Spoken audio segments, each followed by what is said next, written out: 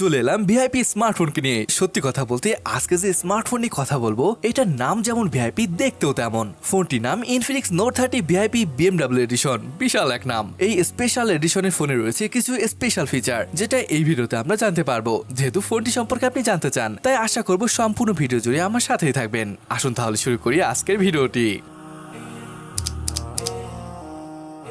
যখন কোনো স্পেশাল এডিশনের ফোনের কথা আসে তখন প্রথমেই আসবে ডিজাইনের কথা। এই ফোনটিও কিন্তু তার ব্যতিক্রম নয়। ব্যাক সাইডে ভেগান লেদার দেওয়া হয়েছে, পিছনে বিভিন্ন ধরনের শেপ দেখতে পাবেন যেটা দেখতে খুবই সুন্দর লাগছে। তবে চমক কিন্তু এখানে ট্রি কালার লাইট, যেটা মূলত বিএমডব্লিউ এর আইকনিক ট্রি কালার। এই ডিজাইনটা মূলত ইনফিনিক্স এবং বিএমডব্লিউ পার্টনারশিপে তৈরি করেছে। ক্যামেরা লেন্সের চারিপাশে রেড কালারের বর্ডার রয়েছে, আর এই সেম কালার দেখতে পাবেন ফোনটির ফ্রেমে। এই ফ্রেম কিন্তু পলিকার্বনেটের। যাই হোক, লেদার ফিনিশ, দুর্দান্ত কালার কম্বিনেশনের সাথে এলইডি লাইট, সব মিলে ফোনটিকে আসলেই অনেক সুন্দর লাগছে। আর এখানে যে এলইডি লাইট রয়েছে এটা গেমিং টাইম, ফোন কল বা মিউজিক শোনার সময় এভাবেই চলতে থাকবে। ওকে, ফ্রন্টে আসলেই দেখতে পাবেন 6.67 ইঞ্চের ফুল এইচডি প্লাস ডিসপ্লে, যেখানে 120 হার্জের রিফ্রেশ রেট রয়েছে। এর 3 বেজেল একদমই কম হয়। Average screen to body ratio এসে দাঁড়িয়েছে 93% এর মতো। এখানে উপরে যে পাঁচল দেখতে পাচ্ছেন এখানে কিন্তু ম্যাজিক রিং রয়েছে, অর্থাৎ আইফোনের ডায়নামিক আইল্যান্ডের মতো, যেখানে রয়েছে বেশ কিছু ফিচার। স্পেসিফিকেশনে বলে এখানে পাচ্ছেন মিডিয়াটেক ডাইমেনসিটি 8050। এটা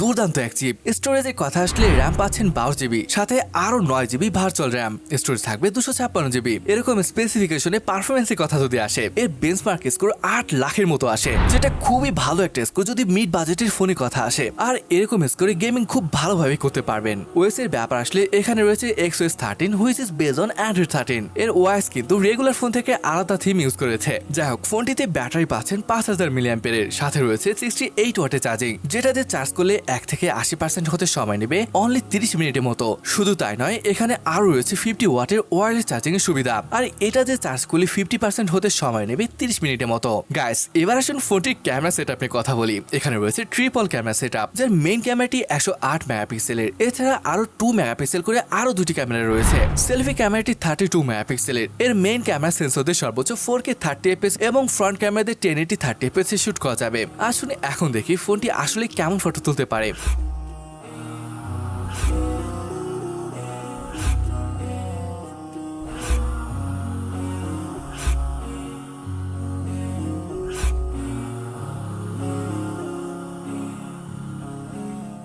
গাইস, কেমন লাগলো তা কিন্তু কমেন্ট করে জানতে পারেন। ফোনটির প্রাইস বাংলাদেশে হয়তো বা 35 থেকে 40,000 টাকা পড়তে পারে, তবে শিওর বলতে পারছি না, কারণ এটি চায়নায় লঞ্চ হয়েছে, এখনো ইন্ডিয়া বা বাংলাদেশে লঞ্চ হয়নি। Guys, Infinix Note 30 VIP racing addition এবং রেগুলার ফোনের মধ্যে খুব বেশি পার্থক্য খুঁজে পাবেন না। ইনফিনিক্স নোট 30-তে 6080 চিপ ব্যবহার করা হয়েছিল, আর এখানে 8050 চিপ ব্যবহার করা হয়েছে। আর চার্জার ছিল 45 ওয়াটের, যেটা রেসিং এডিশনে পাচ্ছেন 68 ওয়াটের। এইটুকুই হলো বড় পার্থক্য। আর বাকি যেমন আন্ডার ডিসপ্লে ফিঙ্গারপ্রিন্ট সেন্সর রয়েছে। হ্যাঁ, যদিও ইউআইতে আলাদা থিম ব্যবহার করা হয়েছে। অলরাইট, এখন বলুন তো ফোনটি আপনার কাছে কেমন লেগেছে? আপনার মতামত কমেন্ট করে জানান। আর আজকের ভিডিওটি এখানেই শেষ করছি, দেখা হবে পরের ভিডিওতে।